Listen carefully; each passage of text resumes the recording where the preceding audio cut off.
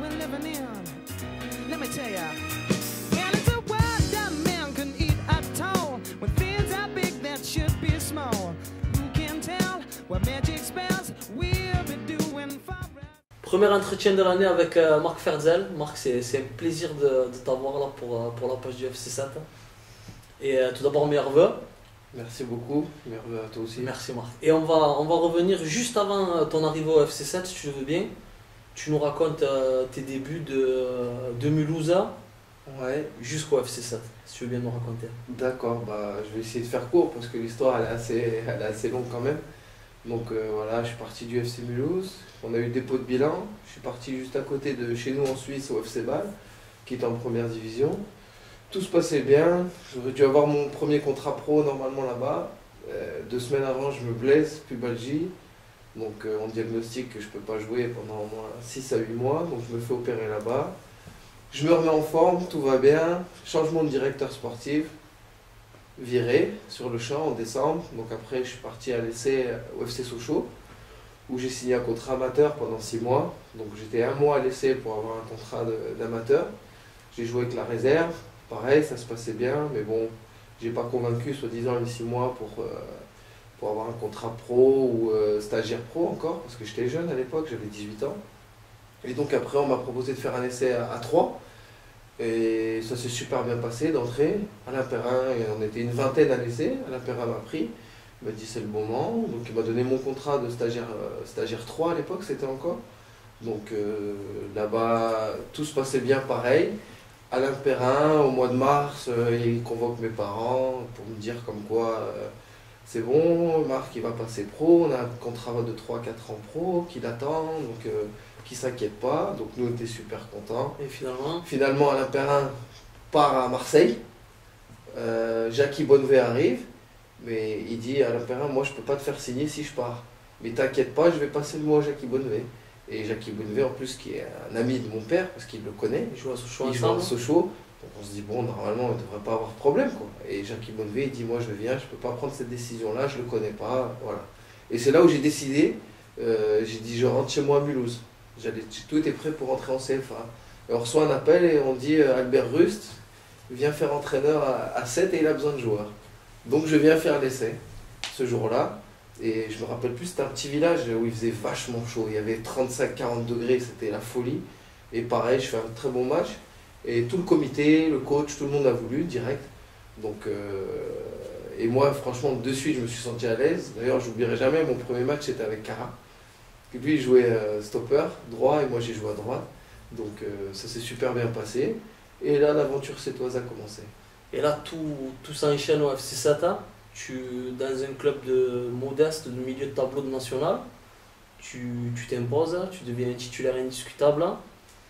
Et l'anecdote veut que lors d'un déplacement sur la pelouse de la Escana, tu as des émissaires de Livourne dans les gradins qui sont là pour Mansour Boutabou, qui est à l'époque l'attaquant vedette du FC7. Bien sûr. Et ils te remarquent à toi et je te laisse raconter la suite. Ouais, en fait c'était assez marrant on va dire. Tout d'abord je découvre le national, donc comme tu dis, je commence à jouer, je prends mes marques, je marque quelques buts. Bon, pour un arrière droit ça fait toujours du bien, ça fait une bonne publicité. Donc on commence à parler de moi à droite, à gauche. J'ai des contacts en France, notamment à Toulouse, à Guingamp. Donc pareil, on me promet un contrat. Donc voilà, je suis en attente, tout se passe bien. On va jouer ce match à Cannes. Et 3 jours après, je reçois un appel d'un scout de Livourne qui avant jouait à Nice, je ne sais pas si tu connais, Honorati, si ça te dit quelque chose. Oui, Roberto Honorati, il m'appelle avec son accent italien, il me dit bon voilà, le président, il était sur votre attaquant, mais finalement, il a vu ton match et il a flashé sur toi.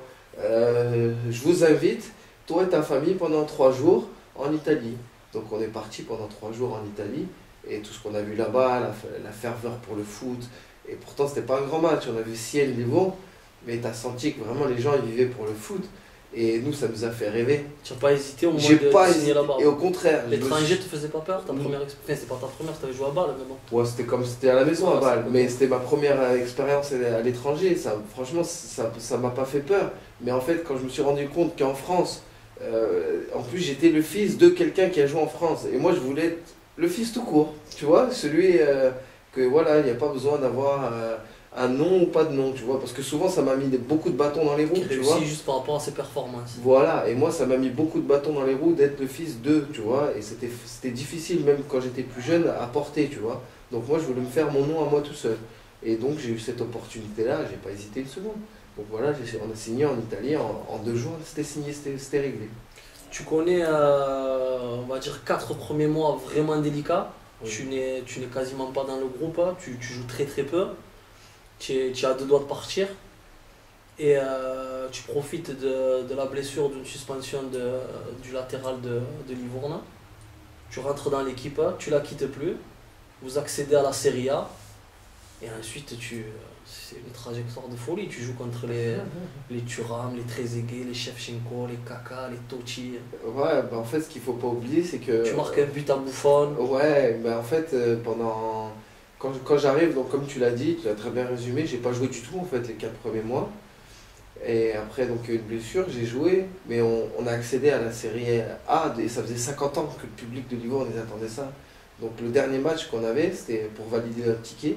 On a joué à Piacenza, c'était à 350 km de Livourne. On avait 20 000 supporters qui se sont déplacés. C'était de la folie. J'entends même des fois avant de coucher, j'y repense. Et t'entendais des tribunes qui descendaient, tu vois. Et ça fait vraiment quelque chose, tu vois. Et on est rentré le soir à 5 h du matin. Notre stade, il était plein. Notre stade, ils nous ont accueillis comme des rois, tu vois. Et après, c'était tout le temps comme ça. Les 3 années qui ont suivi, à un moment, on était en place. D'ailleurs, on s'est qualifié pour l'UEFA. Tu as joué contre Auxerre. Ouais, on a éliminé Auxerre. Donc j'étais fier, c'était la première fois que je revenais en France, et en plus on gagnait, tu vois. Donc non, l'Italie c'était quelque chose de vraiment, vraiment spécial. Ouais. C'est vrai que tu as la particularité d'être un footballeur pro n'ayant jamais joué en pro en France. Ouais, et fier. Ouais, Fier de ça. Tu as bien percé. Ouais, parce que ça, franchement, c'est même la Ligue 1. J'avais l'opportunité de rentrer au Mans la 3e année de Livourne, en Ligue 1 à l'époque, ou à Strasbourg, et j'ai jamais voulu. C'était un choix personnel, ça me disait rien. Vient ensuite la Bundesliga avec Bochum. Ouais. Là aussi, tu joues contre le Grand Bayern avec les Luca Toni, les Ribéry, tutti quanti. Ouais. Quelle est la différence pour toi entre la Serie A et la Bundesliga? Bah, je suis arrivé d'un championnat vachement tactique, calculateur, tu vois, où faut limite pas prendre de but, et dans un championnat de folie. Ça part de droite à gauche, ça part dans tous les sens. Tu t'es plus régalé en Bundesliga en termes de jeu qu'en Serie A? C'était pas pareil, franchement, c'était pas pareil. Le rythme aussi, il était peut-être plus élevé en Bundesliga, tu vois. Mais tu avais beaucoup plus d'erreurs grossières en Bundesliga que tu as en Italie, tu vois. C'est quand on dit les Italiens sont vraiment pointilleux sur tout ce qui est tactique et tout, qu'en Allemagne il n'y a pas. Et bon, maintenant l'Allemagne s'est rattrapée par rapport à ce temps-là, tu vois. Mais c'est vrai que c'est un championnat fou. Ça veut dire qu'en Italie, si tu perds 5-4, ton coach il va dire on a pris 4 buts. Il va être dégoûté. En Allemagne, il va dire c'est bien, on a mis 5. Tu vois ce que je veux dire? C'est pas du tout les mêmes mentalités. Quel est le joueur de Bundesliga qui t'a le plus marqué? Bah, il y avait Ribéry, Robben, tu vois, quand ils étaient de ton côté, t'étais dégoûté, tu vois. Donc, ouais, je pense qu'il y a beaucoup, beaucoup de grands joueurs dans la Bundesliga aussi. Et il y a des stades qui sont énormes, il y a un public aussi qui est derrière, franchement, c'est beau. Je suis heureux d'avoir vécu ces 2 grands championnats, on va dire ça comme ça. En 2011, si je ne me trompe pas, tu as une courte pige en Grèce, Oui, à 6 mois. Kavala, Ouais, c'est ça. avec Jean-Claude Darcheville, Ouais, c'est ça. Jamel Abdoun. Ouais, pareil. Ça se passe mal, non, à la fin, pour des raisons financières? Bah, en fait, c'était même pas pour des raisons financières, parce qu'on était payé tout le temps, tu vois. Mais le problème, c'est que notre président, il était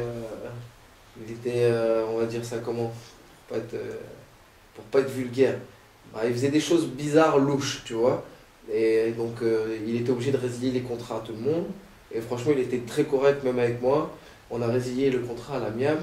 Et puis voilà, après, il lui est arrivé ce qui lui est arrivé. Donc, 2 semaines après, il était recherché en fait par Interpol et tout le monde, quoi, tu vois. Donc, Le foot grec? surpris, très technique. Beaucoup arrêté. Les mecs, ils jouent beaucoup avec la semaine, tu vois. Il y a des très bons joueurs aussi. Je pensais qu'il était moins bon le championnat grec. et j'ai été surpris, Il y a agréablement une énorme surpris. ferveur aussi, non, là-bas? Ouais, bon, à Kavala, pas plus que ça, tu vois, mais ça reste des pays méditerranéens, donc ils aiment le foot, et voilà quoi. Donc c'était une bonne expérience. Tu reviens en Allemagne, Je reviens en Allemagne, en Ligue 2, exact. l'Union Berlin. Ouais. C'est ça? Oui, c'est ça, Union Comment Berlin. ça se passe là-bas? Top, franchement, les meilleurs supporters que j'ai connus, je crois, de toute ma carrière. Ils te sifflent jamais, ils chantent tout le temps, ils font tous les déplacements, ils sont jamais mécontents. J'y suis retourné avec Sandhausen, ils m'ont donné des frissons. Franchement, ils m'ont accueilli comme. Parce qu'ils disent, en Allemagne, ils disent Einmal Unioner, immer Unioner. Ça veut dire une fois tu fais partie de l'Union Berlin, tu seras toujours le bienvenu, tu vois. Et franchement, ils m'ont fait un accueil grandiose. Pourtant, j'ai joué que 3 ans, tu vois, j'ai pas joué 10 ou 15 ans, mais c'était magnifique, franchement. Ouais. Et depuis cette année, Sandhausen, comme tu dis, Oui. C'est une saison un peu délicate. Bien sûr. Vous luttez pour pas descendre en national. Ouais. Tu regrettes d'avoir signé dans ce club ou c'est quand même une bonne expérience? Je regrette pas du tout parce qu'à la base c'était mon choix de me rapprocher un peu de l'Alsace. Donc je suis passé de Berlin qui est au nord-est vraiment de l'Allemagne et là je suis au sud-ouest. Donc si tu veux je suis à 2 heures de route de Mulhouse. Et moi je voulais rapprocher un peu de la famille et tout ça. Donc par rapport à ça, donc, mais dans la vie tu peux pas tout avoir. Donc là on s'est rapproché, on est bien à la famille à côté. Mais niveau footballistique ça se passe pas terrible, on va dire ça comme ça. Mais bon, ça fait partie des aléas de la vie, tu vois, c'est comme ça. Je vais te citer 3 joueurs du FC7 que tu as côtoyé, tu vas me Oui. donner ton avis sur eux. Ouais, On va commencer par Mansour Boutabou. oui. Qu'est-ce que tu en penses de Mansour? Ben Mansour, c'était un bon attaquant, opportuniste, très bon dos au but, très bon dans les remises et très bon jeu de tête. Franchement, pour le national, c'était un très très bon joueur, je pense, qu'on avait à l'époque. William Masso. C'est un sanglier. Non, Masso, super mec, très bon joueur, super pas de gauche. Franchement, je pense qu'il aurait pu faire même une meilleure carrière parce qu'il avait les qualités. Mais bon, c'est William, mais franchement, c'est un très très bon mec. Mais là, ça fait longtemps que je ne l'ai pas vu. Ça fait au moins. Depuis que je suis parti, je crois que je ne l'ai pas revu. Et le dernier, bien sûr, tu t'en doutes, Abdel Karazi. Ah bah oui, ça c'est la famille, comme on dit, tu vois. Faut que je parle du joueur ou faut que je parle du mec? Comme tu veux, fais-toi plaisir. Ouais, bah franchement, c'était un joueur travailleur, très dur sur l'homme. Je peux dire que les attaquants, ils s'amusent pas avec lui, tu vois. Et à part la parenthèse football, c'est pour moi comme mon frère, tu vois. Franchement, c'est quelqu'un que voilà, j'apprécie énormément. Dès que je peux, bah regarde, je suis là. J'ai eu 10 jours de vacances, on en a passé 3 ici, c'était pour voir Cara et aussi mes autres amis que j'ai ici, tu vois. Et voilà, il n'y a pas grand chose à dire à part ça, quoi, tu vois. Et dernière question, si on t'avait dit à l'époque où tu venais de signer au FC7 que tu allais connaître tout ce parcours, que tu allais jouer en Serie A, en Bundesliga, Ouais.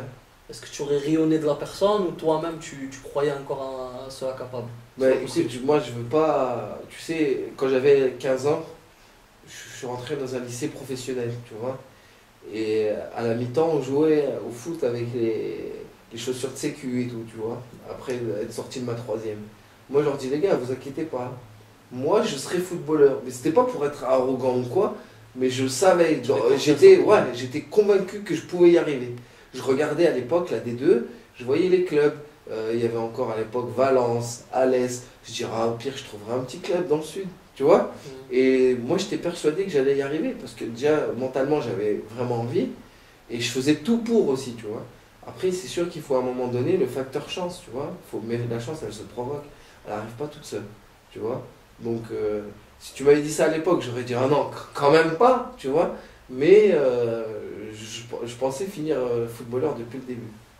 Ok, Marc, je te remercie pour ce bel entretien et bravo pour ton parcours. Merci à Merci à vous, toi. merci.